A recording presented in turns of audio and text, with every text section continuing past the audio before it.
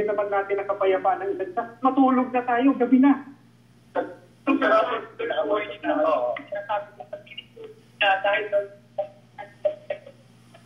Katulad lang po iyan nung kanila sinabi nung una o kaya ipinaskel. Gagamitin ko yung terminong ipinaskel. Hostage kami or whatever. Words to that effect. Tapos hindi pala. Nanganganib.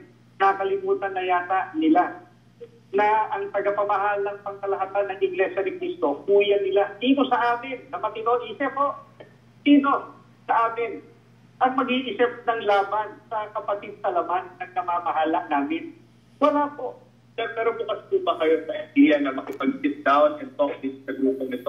Matagal na po. Kung alam nyo lang, napakatagal na po. Napakatagal na. Napatutunayan lang po sila ang tumatanggi dahil may iba pong nais.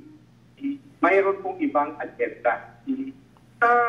Sana ngayong nagkakabistuhan na ay umarap ka sa totoo at pag makikipag-usap po, basta yung tungkol sa katotohanan po, walang bahid ng kasinungalingan, pwede hong magkasundo. Ano yung matagal na ito yung hindi napakigyan? Hindi ko alam. Pero tanongin natin. Pero matagal na itong develop na ito? Matagal na itong naging